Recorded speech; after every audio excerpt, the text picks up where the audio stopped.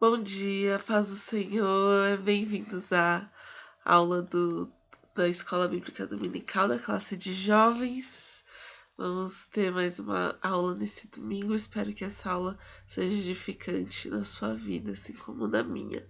Amém? Então, vou fazer uma oração para nós iniciarmos. Senhor, muito obrigada por esta manhã, muito obrigada por tudo que o Senhor nos tem concedido e por termos o privilégio de estar aqui, podendo aprender da Tua palavra, podendo falar a respeito da Tua palavra, que Teu Espírito Santo toque nos nossos corações nesse momento, que sejamos sensíveis à Tua palavra e ao que ela quer comunicar para as nossas vidas, em nome de Jesus. Amém. Bom, vamos lá. O tema da nossa lição de hoje é a vida em família, na família de Deus.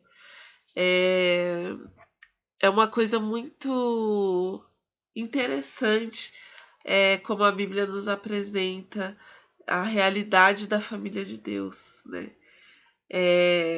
E como isso se revela nas nossas vidas quando recebemos a Cristo.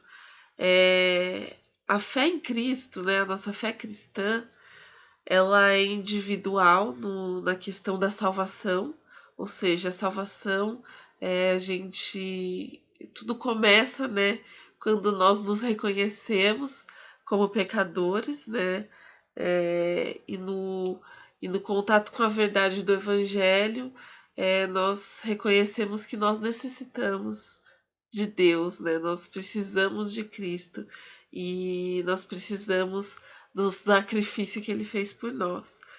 E nós recebemos a Cristo como, né, nosso Salvador, como Senhor das nossas vidas. E aí começa a nossa caminhada na vida em Cristo. E nós recebemos a salvação pela graça do Senhor. Tudo começa aí. Essa decisão, né, da salvação, né, que nos concede a salvação é uma coisa pessoal, individual, que acontece em nós. Mas a partir daí a gente começa a nossa vida cristã, a gente começa a caminhar em Cristo. E a nossa vida cristã e o exercício da nossa fé é coletivo, né? Não é pessoal, porém ele está, né? Não pode estar desconectado do coletivo. E a gente vê isso de forma muito clara na palavra de Deus. E uma das maneiras em que isso se expressa na palavra de Deus é por meio da família de Deus, né? Eu acho extremamente interessante como a Bíblia apresenta essa entrega, essa mudança de vida, né, como um novo nascimento. Então, nós vivíamos nossa vida natural, né, guiados pela nossa carne, e nesse novo nascimento nós nascemos no Espírito, e agora nós somos guiados, né, nossa vida é pautada pelo Espírito.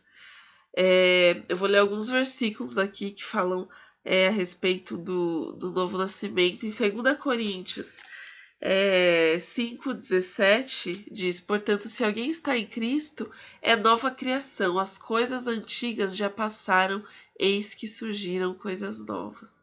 Então, nós nos tornamos uma nova pessoa. E essa nessa metáfora do novo nascimento, como a gente vê Jesus falando lá, como descrito em João, que Jesus diz, João 3, versículo 3. Ele diz: ninguém pode ver o reino de Deus se não nascer de novo. E aí vem Nicodemos e questiona como que alguém pode nascer de novo se é velho? Porque você não pode entrar no ventre da sua mãe novamente e nascer de novo, né? E aí Jesus explica o que isso significa, né? Então, ele fala: ninguém pode entrar no reino de Deus se não nascer da água e do Espírito. O que nasce da carne é carne, mas o que nasce do Espírito é Espírito. Por isso é necessário que se nasça de novo. E o que acontece, né, depois desse nascimento? A gente pode continuar pensando dessa forma, como o nosso nascimento natural, né? Então, nós somos ali gestados no ventre da nossa mãe, e aí chega o momento do nascimento. E o que acontece depois, né? A gente nasce, quando a gente nasce dentro de uma família, né? E assim também acontece quando nós nascemos de novo espiritualmente. Nós nascemos e nos tornamos parte de uma família.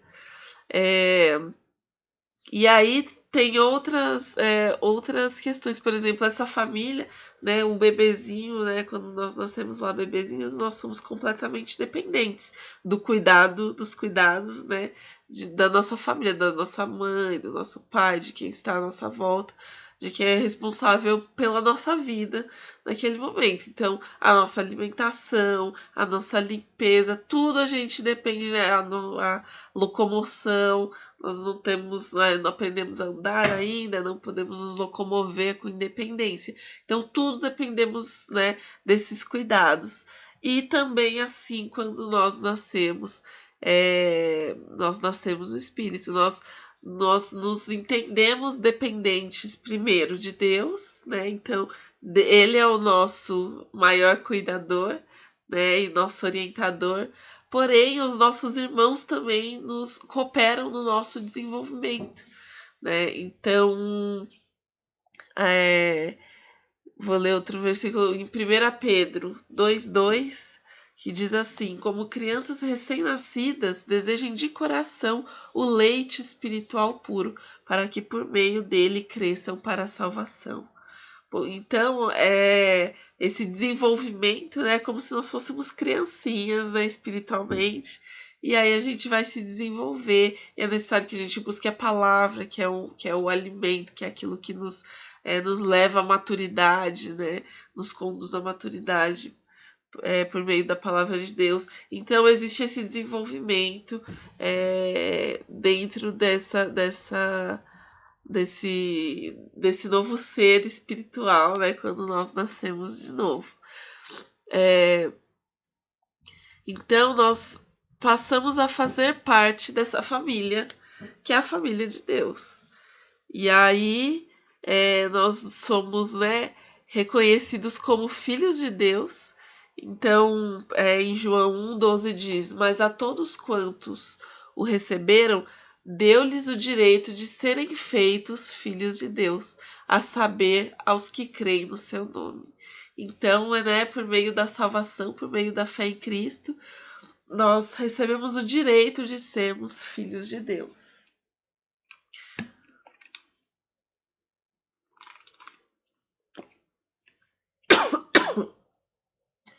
Gálatas 3:26 diz: Porque todos sois filhos de Deus pela fé em Cristo Jesus. Romanos 8:16 diz: O próprio Espírito testemunha ao nosso espírito que somos filhos de Deus. Então, nós nos tornamos filhos de Deus e irmãos uns dos outros. E como é que é a nossa vivência nessa nossa vida em família, né? Ou como deve ser a nossa vida em família quando nós passamos a fazer parte dessa família de Deus. Eu já vai pensar um pouquinho mais sobre isso.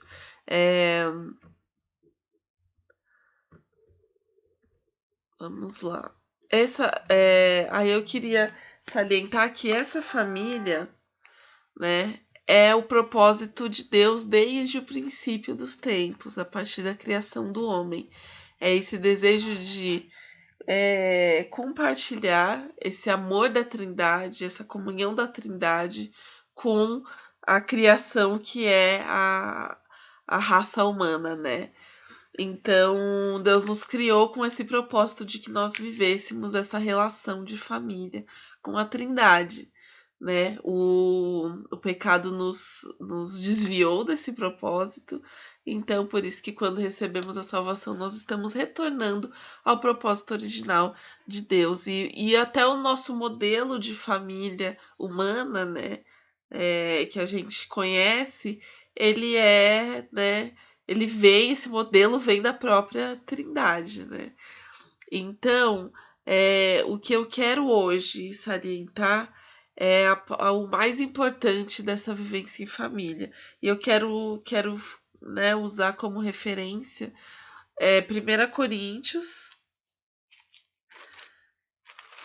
principalmente o capítulo 13, mas eu quero ler só um pouquinho antes, porque é extremamente interessante como Paulo apresenta aqui essa questão. Ele fala, né, dessa unidade, né, do povo cristão, como se refere como um corpo, no capítulo 12.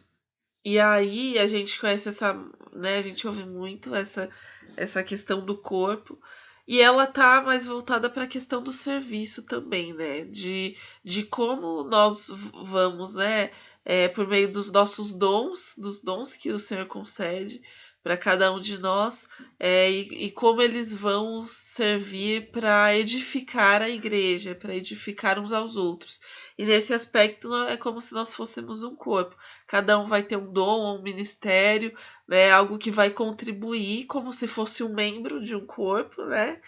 E então cada membro, né, exerce uma função no nosso corpo, e também dentro desse corpo que é o corpo de Cristo, né? Cada membro, cada pessoa vai ter ali dons, ministérios específicos que vão contribuir para o corpo inteiro, né? Ou seja, aquela questão do coletivo é essencial. Então, nossos dons nós não recebemos para nós recebemos para serviço, para contribuir com o todo, né? Com os outros.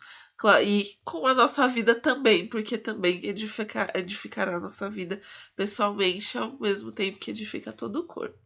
Então, essa metáfora, né, do corpo, ela né, é colocada nesse contexto do serviço, de como usamos o dom a serviço, né, desse coletivo que é o corpo de Cristo.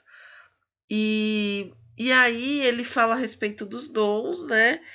E no último versículo do capítulo 12, no versículo. Cadê? Eu vou ler o último versículo, ele meio que fica dividido em duas partes, é a introdução do tema do próximo capítulo. Então, aqui no versículo 31 diz: Entretanto, busquem com dedicação os melhores dons. E aí ele diz: Passo agora a mostrar-lhes um caminho ainda mais excelente. E aí, o que ele vai falar, então? Ele vai falar, ele dá uma chamada aqui, ó, agora temos um caminho ainda mais excelente para essa vivência da igreja. E aí ele começa a falar, ainda que eu fale a língua dos homens e dos anjos, se não tiver amor, serei como um sino que ressoa ou como um prato que retine. Ainda que eu tenha o dom de profecia e saiba todos os mistérios e todo conhecimento e tenha uma fé capaz de mover montanhas, se não tiver amor, nada serei. Ainda que eu dê aos pobres tudo o que possuo, entregue meu corpo para ser queimado, se não tiver amor, nada disso me valerá. Então ele fala dessas obras, né, desse serviço, se ele não for pautado pelo amor, ele não tem, né? Ele não vai servir para nada, não vai valer de nada. Então a gente começa a entender aqui o que Paulo quer dizer, que a base de tudo, né, é o amor. Então, se não formos pautados pelo amor, nada disso tem valor. E o amor é a base dessa família, né, da qual nós fazemos parte, que é a família de Deus, né? E são todos os nossos irmãos na fé, aqueles que creram também em Cristo e passaram a ser nossos irmãos. Então e aí a partir do versículo 4, ele começa a qualificar o amor, né? Então, quais são as qualidades, o que significa, né, esse amor, como ele se manifesta? Então ele diz isso: o amor é paciente, o amor é bondoso, não inveja, não se vangloria, não se orgulha, não maltrata, não procura seus interesses, não se ira facilmente. Opa. Desculpa, gente, caiu um negocinho aqui. Não se ira facilmente, não guarda rancor. O amor não se alegra com a injustiça, mas se alegra com a verdade. Tudo sofre, tudo crê, tudo espera, tudo suporta. O amor nunca perece, mas as profecias desaparecerão, as línguas cessarão, o conhecimento passará. Pois em parte conhecemos, em parte profetizamos. E quando, porém, vier o que é perfeito, o que é imperfeito desaparecerá.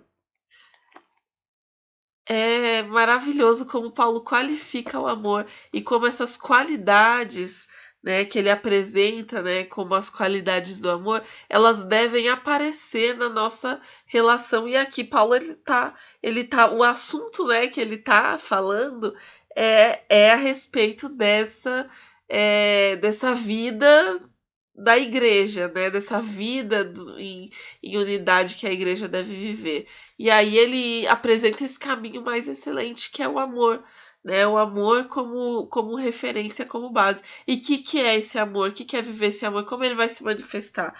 Então fala, o amor é paciente, o amor é bondoso, ou seja, né, a gente manifestando esse amor na nossa vivência uns com os outros, seremos pacientes, seremos bondosos, não viveremos de inveja, né? Não vamos nos vangloriar, nem nos orgulhar. Essa é a manifestação do amor na nossa vida, na nossa conduta. Então, essa família de Deus, né, e as relações dentro dessa família são pautadas pelo amor, assim que é a vida em família, né? E ela deve ter essas características na nossa vivência uns com os outros. Então, é, isso é a base, né? E o último versículo desse capítulo é muito importante também, que diz assim: permanecem agora esses três: a fé, a esperança e o amor. O maior deles, porém, é o amor. Então, por que que essa família, a gente tem que lembrar que a gente entra numa família que é a nossa família eterna. Essa família que a gente vai conviver para a eternidade, né? Então, não vai se dissolver, né? Não vai mudar, mas é uma família que vai só aceitando mais e mais gente. Então, isso vai permanecer. E esses vínculos vão permanecer. E a gente precisa buscar viver pautados no amor, né? Esse é o caminho mais excelente para a nossa vida em família, na família de Deus. Então, esse amor ele tem que se manifestar, né, em em todas as nossas relações como família de Deus, né? A gente sabe que existem, né, círculos de intimidade, né? Então a gente vai ter mais intimidade com algumas pessoas, né, menos intimidade com outras. Algumas vão fazer parte do nosso círculo mais íntimo, porém, nós devemos manifestar amor para toda a nossa família em Cristo, né? Toda a nossa família de Deus. E é muito interessante que a gente tem esse hábito nas comunidades cristãs, né? De nos chamarmos de irmãos, que é extremamente importante, porque irmão é nos reconhecer realmente como parte de uma família, né? Então nós temos que pensar que né, na maioria das vezes já virou um hábito, né? Então a gente já chama de irmão, ou irmão, ou irmã, o irmão tal, a irmã tal. Mas que não seja meramente um hábito, que seja um sentimento real de família, né? Então temos que refletir se realmente nos consideramos irmãos ou se nós nos chamamos de irmãos por mero hábito, né? Não deve ser só hábito, mas deve ser uma manifestação do nosso amor uns pelos outros, né? Então, esse amor é o que pauta a nossa vida em família. É o mais importante, né? E aí ele vai se manifestar de diversas maneiras. Então a gente pode ver até umas maneiras práticas como ele se manifesta.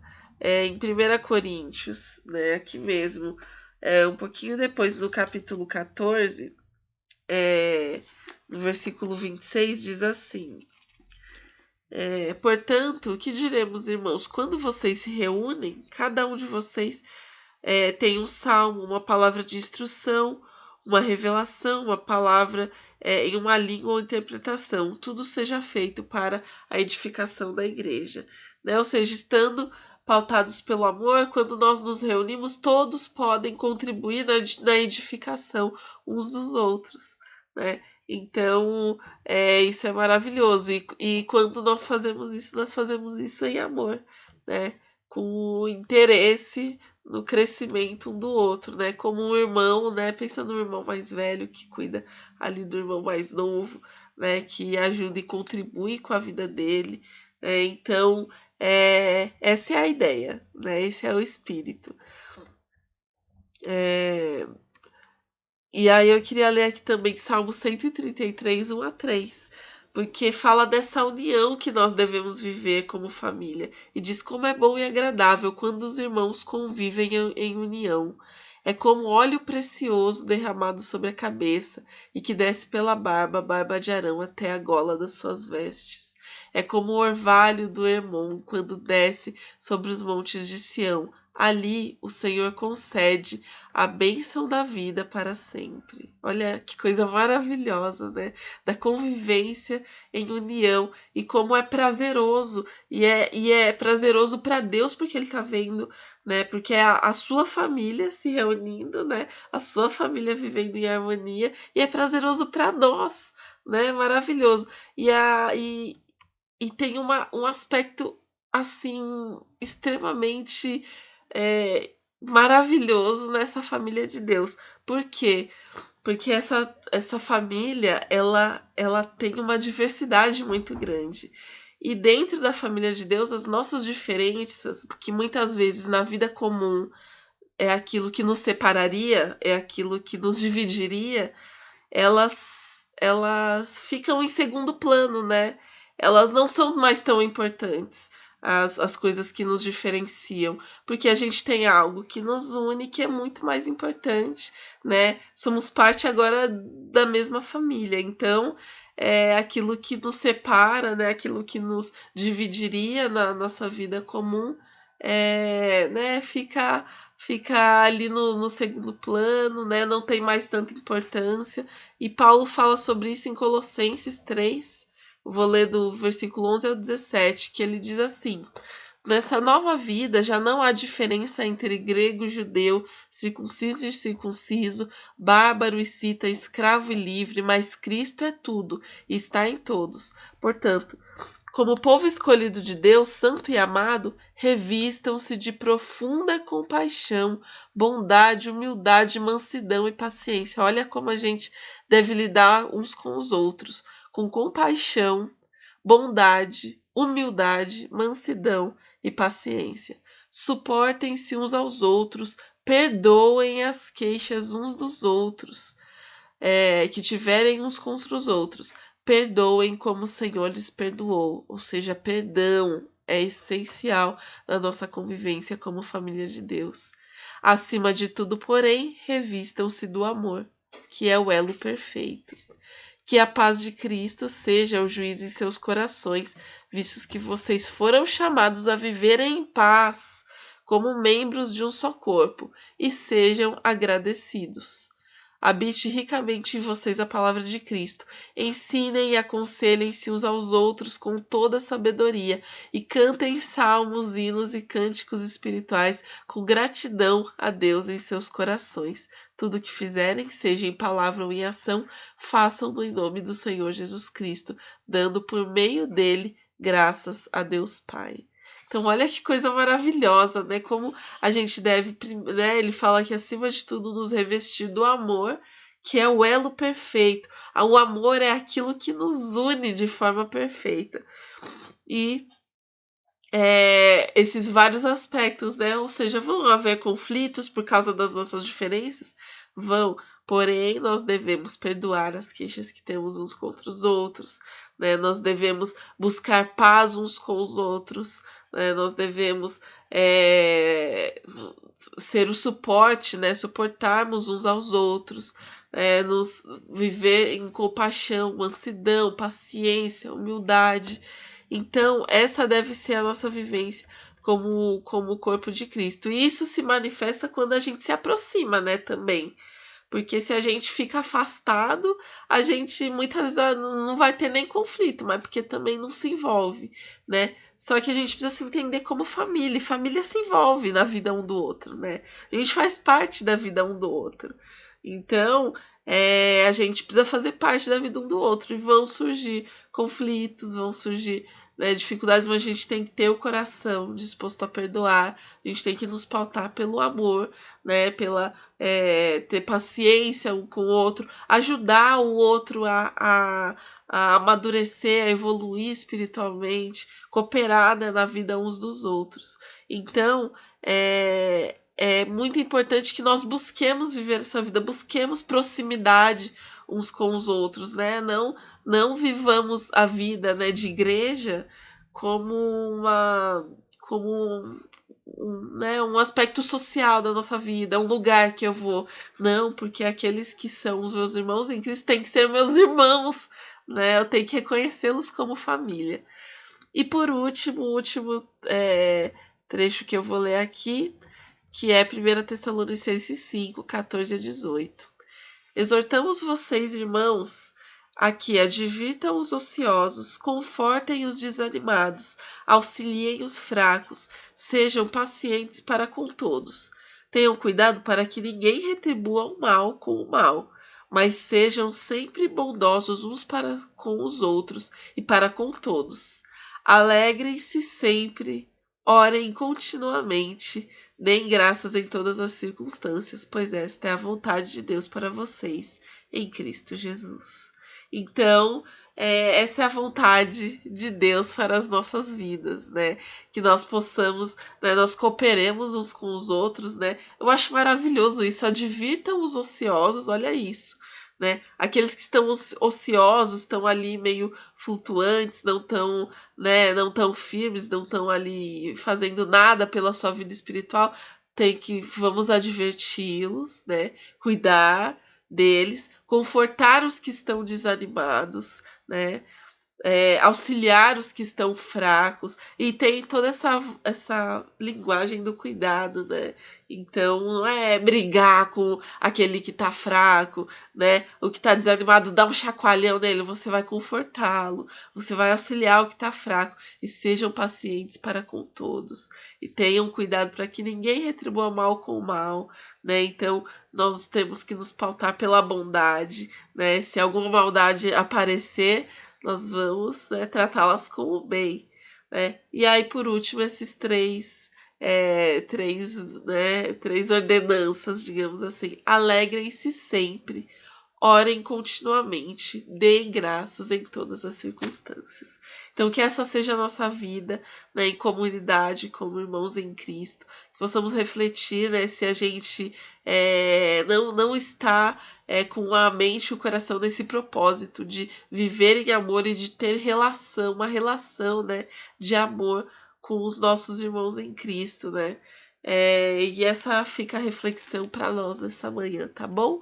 Que Deus te abençoe, abençoe o seu dia, abençoe cada um de nós e que nos ajude a viver cada vez mais dentro desse propósito, dessa vida em família, né? Como Deus projetou dentro da família de Deus.